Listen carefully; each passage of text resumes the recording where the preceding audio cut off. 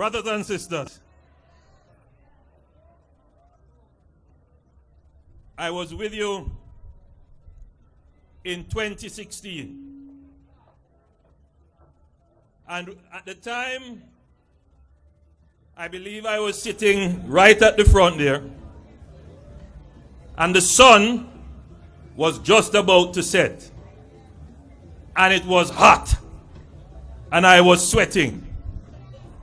And I was thinking to myself, this is not what our forefathers went through. They went through much worse. So if they went through it, then I can sit down there and take in the program and enjoy the festivities and the fellowship. I was a bit taken by surprise to see how cool the temperature is now, because I came back expecting that it would be hot. But then, our friend, the British High Commissioner, was not here at the time. So, thank you, High Commissioner Ahmad. You carried some of the cool air with you. Neither was the High Commissioner from Nigeria here.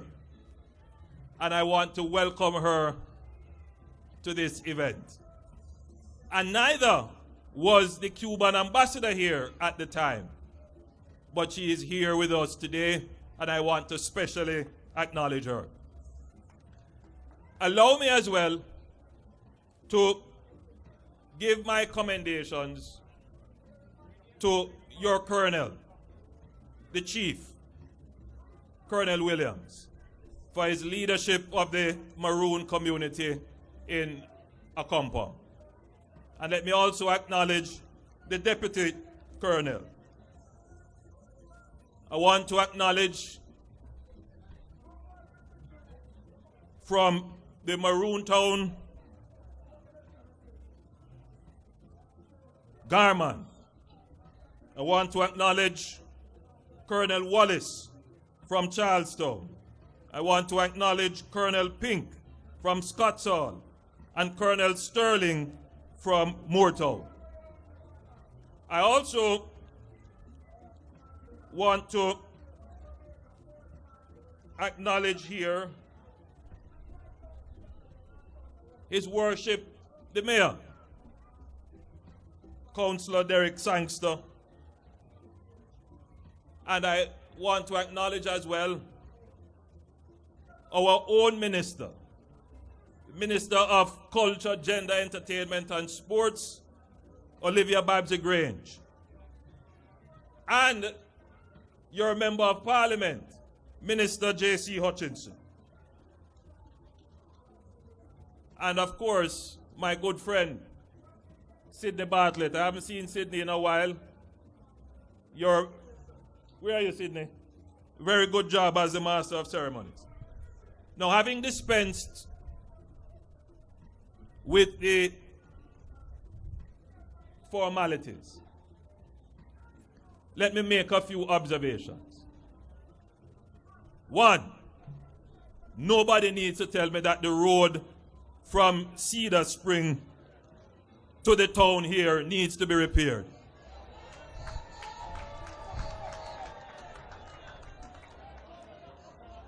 So when I go back down there to sit down, nobody should come to me to remind me. I have written it down. And I am going to ensure that it is done.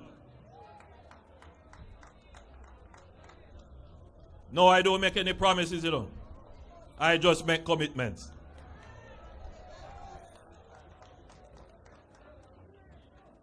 My other observation is that the pull of the Maroon culture is still very strong. Jamaicans have the Maroons in a special place in their hearts. It is a unique and distinct culture. And let me tell you this. Culture is not just an intangible asset. Culture is a real thing. Culture is what determines how we act and behave, even without thinking about it. So I'll give you a little example. Within this town, you may have about 2,000 to 3,000 people. But I looked at the murder statistics, and I don't see one murder in this town or in this area.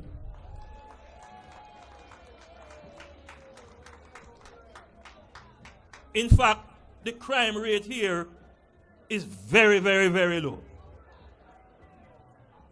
And it is not just today, or last year, or the year before. This has been the case from ever since. And there's a reason for that. You hold on to a heritage.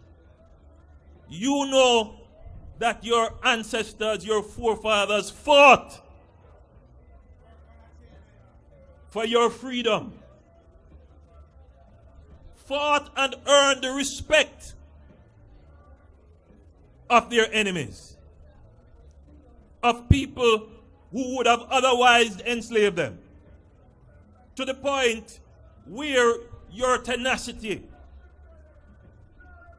your relentless pursuit of your freedom led to the signing of a peace treaty 281 years ago. It means something to each and every one of you who claim the Maroon heritage. And so you are not about to allow that heritage to be disrespected by violence, by killing one another. You have used that heritage to live together under a particular system of governance, which demonstrates respect for your chief, respect for your elders, respect for the culture. And that has kept you apart from the chaos and violence that may exist in other parts of the country. Culture is not just something that we come and dance around. Culture is liberty. How we use our past experience to determine the quality of life that we lead today. So, I will come back here again and again and again to take the heat of the setting sun, because you are people who have preserved the culture and have used it to live in peace and harmony with each other. You are a lesson to the rest of Jamaica.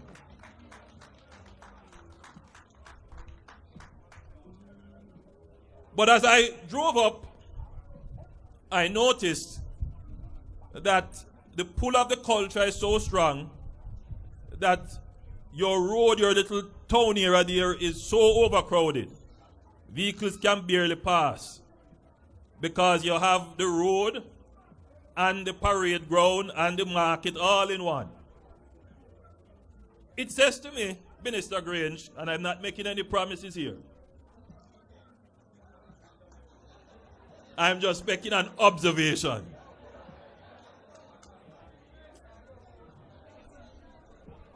It says to me that what you have is of such great importance that people will travel from all over. Because as I look in the audience and I survey the crowd, I see people from all over. People will travel here to see what is the Maroon experience all about. Yes, we are not saying that we want to build hotels and change the culture by changing the infrastructure. That's not what we're saying. But people travel when it is easier and seamless. So if we fix the road, more people will come. No, sir?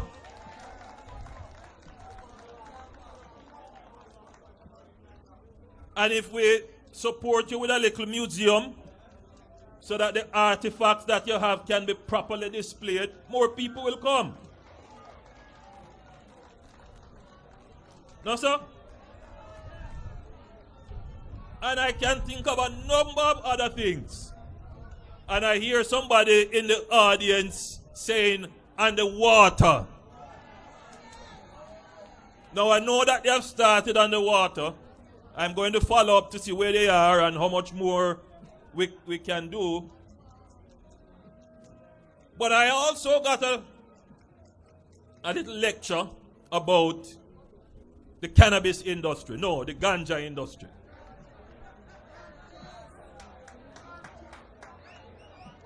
Because ganja is Jamaican, you know.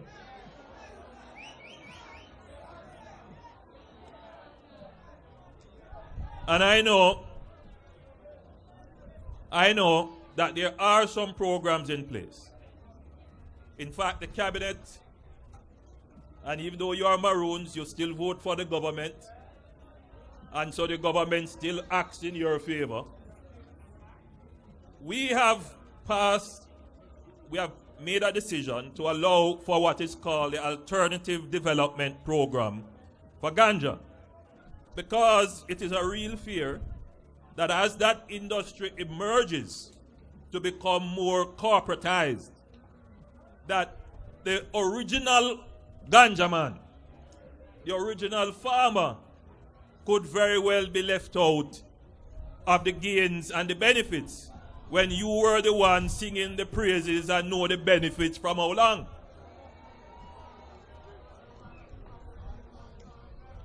So, this program is of significant importance to ensure that small farmers, and in fact in communities like Accompong, where there is a certain discipline, a certain order, a certain social system that will ensure that it is not used in illicit ways, because you have a certain order and organization that we can work with you in a cooperative way, that program will help to assist. And I know that you have actually started a part of the program, but you are now awaiting the government's part of the program to come in.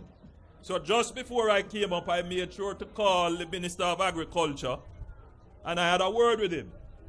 And he gave me a commitment that within the first quarter of this year, that the Alternative Development Program for the small farmers, the small ganja farmers, to produce for the licit trade, for the legal trade, that will start in the first quarter of this year. It should have started in December last year, but we couldn't find the resources. I said to him, let us have a little talk to make sure that we can find the money so that it can start. I know some of you have started to prepare your fields and you are worried that grass going to grow back on it. Well, I give you my commitment that it will start. So don't worry. Be patient with it. So all in all, I'm very happy to be here with you. I'm very, very pleased to see the community stick together and preserve the culture. I believe quite a bit can happen. And as I was talking to your chief and some of the other leadership, ideas just start to flow. I'm going to be engaging them because I think more can be done from the tourism side, more can be done from the agriculture side to improve the conditions here whilst at the same time preserving the culture. So, of course. So, I am here to join with you in celebrating Kojo's birthday, great warrior, great leader, and the signing of the peace treaty. But I'm also here to say to you, the government has not forgotten the Maroons. And the government will place some resources to ensure that the culture that you have so well preserved is put in a position to be utilized for your own development and for national development. Brothers and sisters, God bless you and enjoy the rest of the evening.